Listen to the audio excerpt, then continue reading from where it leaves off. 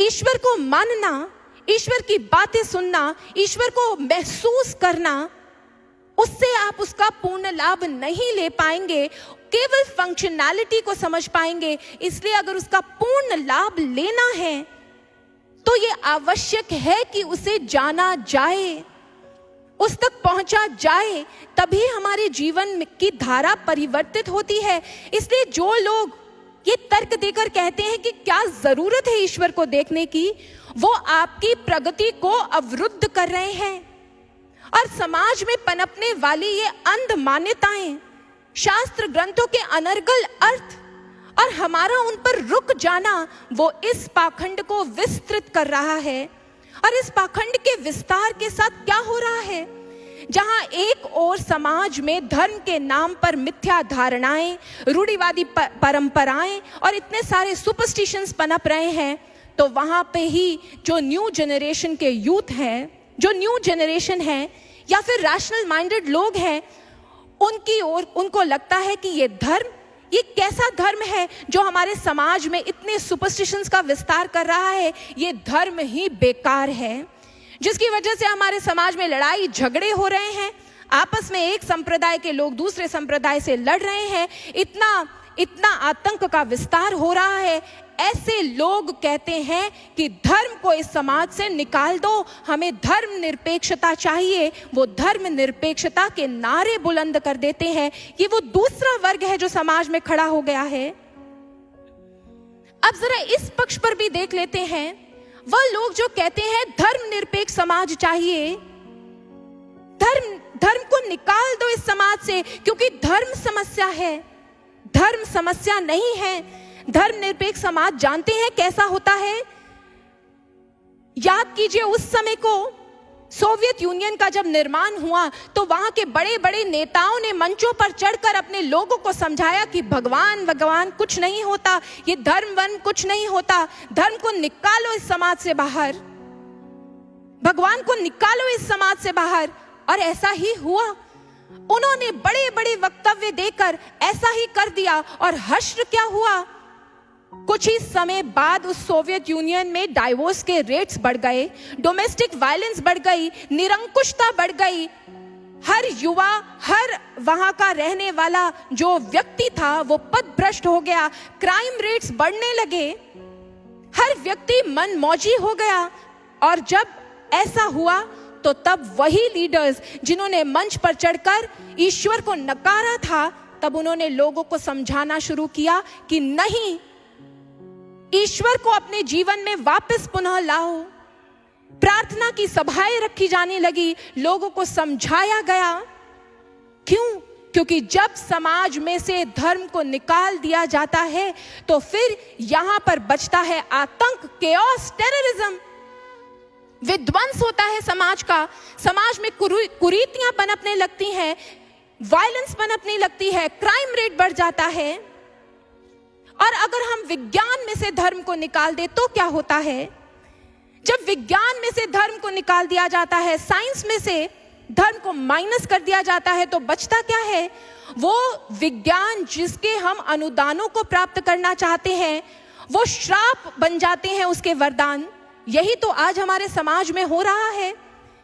हमने धर्म को निकाल दिया, हमने मोरालिटी को निकाल दिया, एथिक्स को निकाल दिया और साइंटिफिक डिस्कवरीज की, और वही साइंटिफिक डिस्कवरीज आज हमारे लिए प्रॉब्लम्स बन गई हैं। जब धर्म को निकाल दिया तभी तो हिरोशिमा और नागासाकी जैसी दुर्घटना एक ऐसे काले दिन हिस्ट्री में दर्ज हो गए, जिनको आज भी काले दिवस के रूप में ही मनाया जाता है हर साल, क्योंकि इंसान के भीतर की संवेदना सूख गई। यूनाइटेड स्टेट्स ने बिना सोचे समझे हिरोशिमा और नागासाकी पर एटम बॉम्ब गिरा दिया और नतीजा क्या हुआ? जिंदा जल गए वहां के लोग। आज तक अपंग पैदा हो रहे हैं रेडिएशंस के कारण वहां के लोग। ये होता है जब साइंस में से भी धर्म को निकाल देते हैं। एजुकेशन में से धर्म को निकाल दीजिए तो क्या होता है? समाज में डॉक्टर्स कन्या भ्रूण हत्या करते हैं, इंजीनियरिंग करके लोग टेररिज्म की ओर बढ़ जाते हैं। एक इंसान के पास डिग्रीज तो अर्जित हो जाती है, लेकिन उसकी मॉरलिटी खत्म हो जाती है, उसका विजडम खत्म हो जाता है। इंसान के भीतर से धर्म को निकाल दीजिए। इंसान के भीतर से जब धर्म को निकाल दिया जाता है, इंसान जब धर्म को छोड़ देता है तो वो पशु बन जाता है। धर्मेणहीन पशु भी समाना। और जब इंसान के भीतर पशुता पनपती है तो समाज की रक्षा कोई नहीं कर सकता, क्योंकि इंसान स्वयं आत्मघाती हो जाता है, स्वयं विनाश करता है समाज का।